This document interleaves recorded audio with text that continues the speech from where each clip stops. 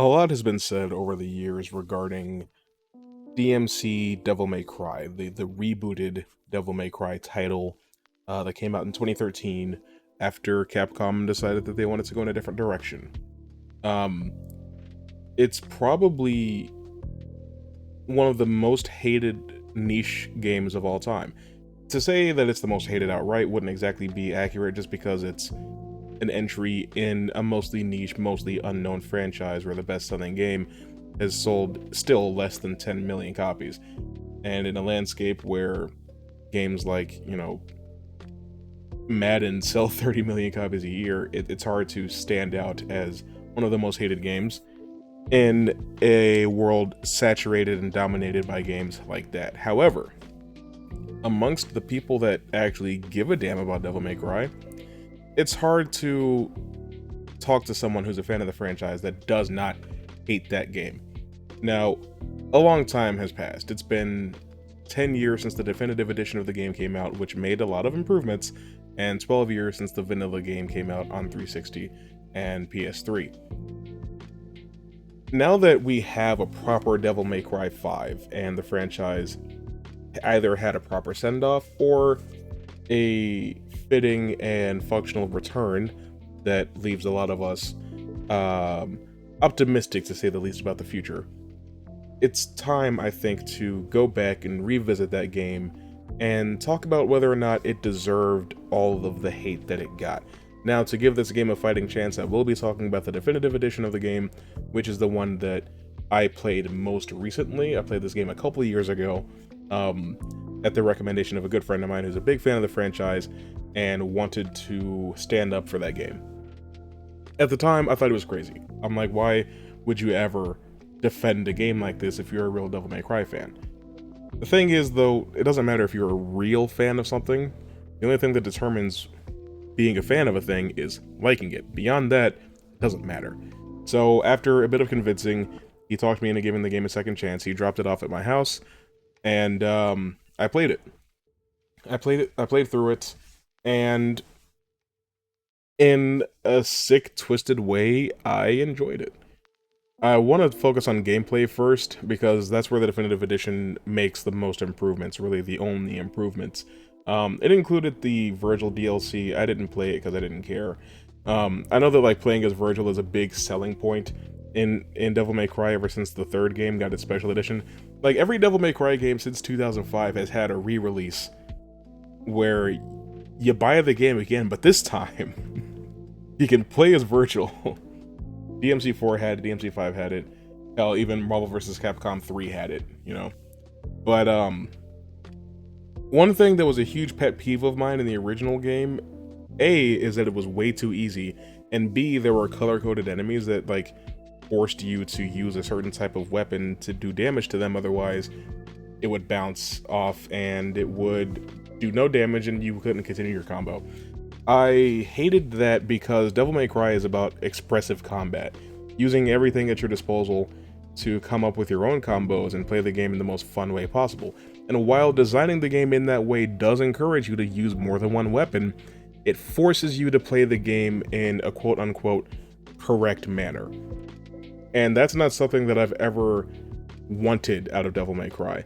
I like watching combo videos from Devil May Cry 5, because I think that with the 100 or so hours that I've put into the game over the last couple of years, that I've gotten pretty good at it, especially the special edition. I think I play Virgil at an acceptable level. I play Dante at an acceptable level. I play Nero a little bit better than the two of them because he's a lot simpler, and I don't really play V at all. But there's definitely levels to it, and the skill ceiling of Devil May Cry is so high, especially in 4, and it's nice to watch videos of people pulling off things that I never thought were possible. The thing is, though, I have just as much success getting through the game and fighting enemies and fighting bosses playing the game my way as they do playing it their way, because neither one of us is playing it the right way. We're playing it the way that works for us. The original version of the DmC reboot, though, it pretty much forced you to play the game a certain way. The definitive edition fixed that. It also added lock-on, which was a really big thing that was missing from the vanilla version of the game. Stinger is like a franchise staple move. It's good for speed runs, it's good for platforming, and it's just a nice way to close the distance between you and your enemy while the timer ticks down so that you can extend your combo and keep that style rating going up. But it was virtually useless in a game that had no lock-on. The Definitive Edition added lock-on, so Stinger was finally useful. And lock-on is just it should always be there. You know, this is, considering the kind of game that we're playing, I don't know why it would ever be absent. Another thing that was added was, oh, I can't even remember. Oh, I'm losing my mind. You know what? Never mind. We'll do it live. We're just gonna continue. But another thing that I enjoyed about the gameplay is that it's a little simpler than the other games in the franchise, with the exception of the second game. I have heard a lot of people say that the game is too easy compared to like DmC 3 or 4, and I can agree with that. It is really, really easy. But with that comes a little bit of freedom, you know? There's not pressure to try to min-max, you know? And that might sound like it contradicts what I just said about playing the game in the correct way. What I mean is that it's more accessible to newcomers. A lot of people have picked up a Devil May Cry game and been turned away by the technical aspect of the game, or just how difficult it is. I won't say that Devil May Cry needs to be easier, or that it needs to be dumbed down for the sake of new players, but I will say that it doesn't hurt, right? So if that was a first game that you played, it might make you more willing to go on and play the original games that are harder and do have a higher barrier to entry. You know, I'm not gonna be somebody that says, you need to get good to play the game that I like. You know, like, if you want to play Dark Souls and it's too tough for you and you don't enjoy it, that's valid. Just because I like it doesn't mean that you should have to, right? Beyond that, the platforming. Platforming is something that Devil May Cry has always had, and it's had a bit of a troubled relationship with. It has not always been good, especially because those old games have fixed cameras. And the fourth game has fixed cameras too, but you can move it around a little bit more than you could in the third game. But even with the fourth game having fixed cameras, the platforming is still pretty rough. And what it mostly comes down to is jumping onto a thing and then like waiting for the next thing to jump onto. But the platforming in DMC was different. It was more original than that, I would say, in a way that definitely took a lot of inspiration from DMC 4 and Nero's traversal system with the Devilbringer arm. But it was interesting. I won't say that it was the best thing about the game. It still wasn't great. But in a franchise that's had, like, historically terrible platforming, having acceptable and passable platforming is a step in the right direction, I would say. The Limbo dimension was visually interesting enough, and platforming through that is a lot of fun. Speaking of things being visually appealing, Devil May Cry's design has always been a kind of like gothic, macabre type of European influenced world. It's got castles and these tall these tall constructs that are labyrinthian in nature. But DMC goes for a more modernized, like, actual city type of scape. But even then, it's still very visually inventive. I can't remember the name of the guy, but like the boss fight against the Bill O'Reilly insert, where you have to like, where the fight is a platforming puzzle in itself, because you have to like hit these things on the ground that make him vulnerable, and you're like platforming on like quotes from him, and he's, or at the beginning of the game, like he's broadcasting what you're doing and you're playing it through the little display of it on the news. Stuff like that is really interesting. Like, the presentation of the game is constantly changing in order to be fresh and be interesting, and I really appreciate the effort therein. I'm not going to say that the old Devil May Cry games get visually stale the longer they go on, but you are typically looking at the same type of environment, especially in Devil May Cry 3, for the vast majority of it, except for when you're in the monster's belly. Apart from that, the game mostly looks the same. Now, that's not to say that that's a bad thing. 3 is my second favorite game in the franchise, but the reboot is almost constantly trying to give you something different from a visual perspective, and that's greatly appreciated, and it goes a long way. Now, I would like to talk about the elephant in the room, the story. The biggest thing that drew ire from fans was that initial reveal of Dante, where he's like smoking a cigarette, and he looks emaciated, and he looks like he buys all of his clothes from Zoomies or Hot Topic or something like that.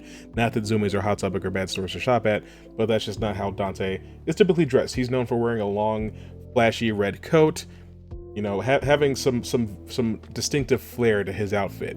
He dresses in a very ostentatious manner, and he wears the color red. That's like what he's known for wearing. Not so much here in the reboot, though. He wears like a little bit of red on the inside of his coat. But the thing that, even with giving the game another chance, that I couldn't get past is that I never felt like I was looking at Dante or Virgil. And I know that the definitive edition got rid of his stupid fedora, thank God. His stupid milady design was awful, and giving him a blue armband on his coat isn't good enough. I know that like he wasn't blue enough in DmC 5 either, but at least there was an alternate outfit or alternate color scheme you could put on him that made him look like he did in Devil May Cry 3, and it's the only one that I use. Point is, it's the same as like when I was watching the Uncharted movie and I never felt like that was Nathan Drake or Victor Sullivan. Playing DmC Devil May Cry, I never feel like that's Dante or Virgil. I know that's what their names are. I know that's kind of what they're supposed to be. But with Dante not having white hair, except for like a stylistic lens flare type of effect when he's in Devil Trigger, and then at the very, very end of the game, when he accepts his responsibility as a protector of humanity, which is not, it's not really Dante's role. That's not what he does in the original games either, but it's whatever, I guess. It's a character thing more than it's anything else. And even then, it doesn't make any sense because Virgil's hair seems to have always been white. So what was his call to action? None of that is the point. The thing is that the whole story and setting feels antithetical to Devil May Cry.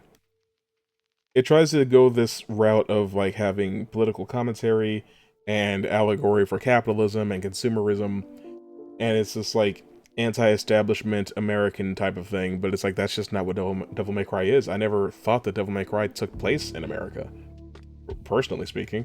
And it's like, hey, drinking this soda is bad for you. It's like, I just don't understand what any of that has to do with Devil May Cry. Why is Mundus this like Wilson Fisk type of like gangster that just looks like a bald guy with a scar on his forehead? Why is his wife... I don't want to talk too much about her. Why does Virgil use a sniper rifle? Dante can use a sniper rifle. He does that in the third game. But Virgil probably shouldn't be doing that. It's just really weird.